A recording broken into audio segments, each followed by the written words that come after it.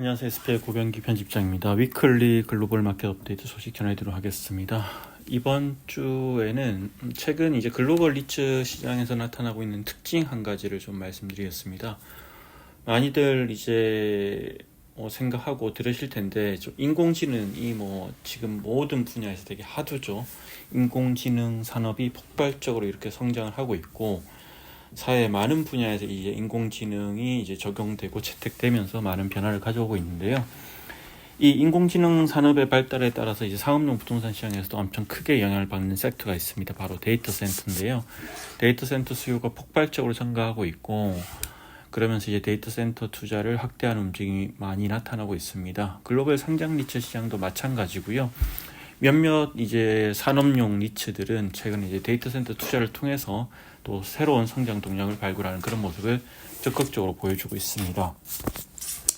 대표적인 회사가 이제 호주의 굿맨그룹이라는 니치인데요.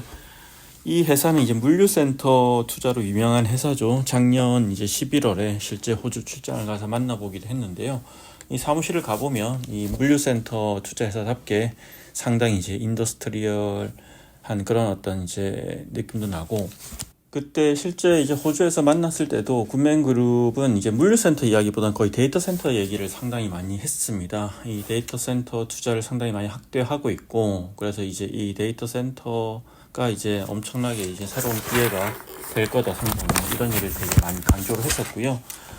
그런 맥락에서 최근에 이제 굿맨그룹이 이제 대규모 유상증자를 발표를 했습니다. 25억 달러 규모의 이제 유상증자를 발표를 했는데, 이 데이터 센터 투자에 박차를 가하기 위한 자금 조달 목적이고요.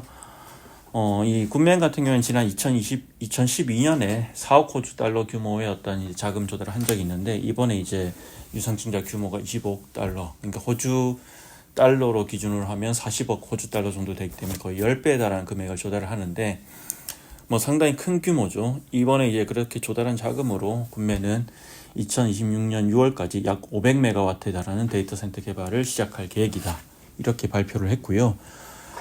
시드니, 멜버른 뿐만 아니라 미국 로스앤젤레스라든지 일본 도쿄, 그리고 유럽의 파리, 암스테르담, 홍콩에 걸쳐 있는 프로젝트에 투자를 하고 최종 가치가 63억 달러가 넘을 것으로 이렇게 추산된다. 이렇게 밝혔습니다.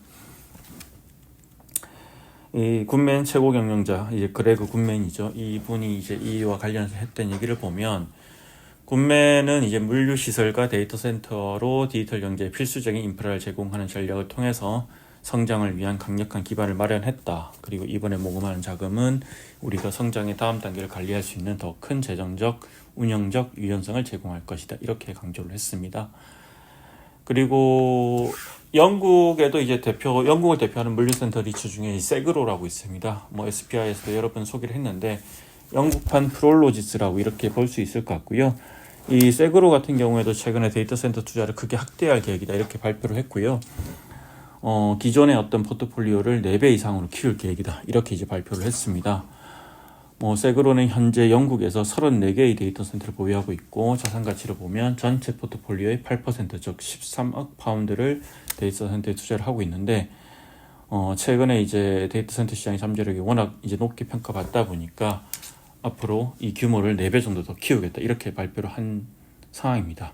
그리고 이제 또 굿맨, 이제 호주의 굿맨, 그리고 영국의 이제 세그로와 같은 이제 되게 유명한 물류센터 리츠가 있는데, 거의 원조라고 할 수 있죠. 가장 큰 물류센터 리츠가 미국에 상장되어 있는 프롤로지스인데, 프롤로지스 같은 경우도 최근 데이터 센터 투자를 하고 있는데, 이번 지난주에는 또 이런 소식도 있네요. 이 프롤로지스 같은 경우에는 이 하미드 모가담이라는 이제 설립자이자 CEO가 상당히 유명한 인물인데, 이 하미드 모가담 같은 경우는 1한계 미국인이고 1983년에 물류센터 투자회사인 AMB를 설립하면서 이제 이렇게 물류센터 투자 시장에서 뛰어들었고, 그리고 글로벌 금융위기 이후인 지난 2011년에 당시 1위 회사였던 프롤로지스를 합병하면서 이제 프롤리스가 더 유명하다 보니까 이 AMB보다는 프롤리스 브랜드를 가지고 다시 이렇게 물류 제국을 키운 이런 이제 인물인데요.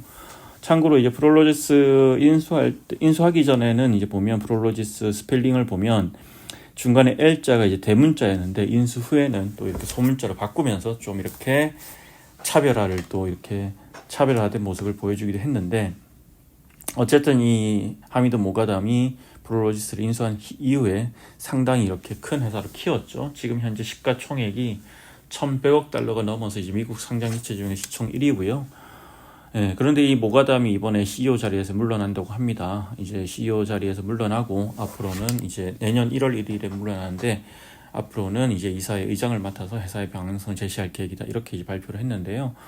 모가담의 후임으로는 이제 20년 동안 프롤로지스에서 호흡을 맞춰왔던 댄 네터 사장이 내정됐고, 이렇게 또 이렇게 리더십이 바뀌다 보니까 또 프롤로지스의 전략에도 좀 변화가 있을 거다, 이런 전망들이 나오고 있는데, 특히 데이터 센터 관련해서 좀 더 적극적으로 투자와 운영을 할 거다, 이런 전망들이 나오고 있습니다. 그리고 마지막으로 캐펠 DC 리츠 얘기를 한번 해보겠습니다. 이 싱가포르에 상장된 이제 물류 데이터 센터 리츠이고, 이건 물류 센터 리츠는 아니고 데이터 센터 리츠죠. 아시아 태평양 데이터 센터 리츠의 원조격이라고 할 수 있는 회사인데, 이 최근에 이제 포트폴리오 리밸런싱을 좀 추진하고 있는 것으로 풀이됩니다. 이 독일 프랑크푸르트에 위치한 데이터 센터를 이제 최근에 매각하기로 했는데, 2019년에 이제 인수한 자산인데, 인수 당시보다 이제 39% 하락한 가격에 이제 매각을 하게 되고요. 이 자산 자체는 보면 1989년도에 준공된 상당히 오래된 36년 된 자산입니다.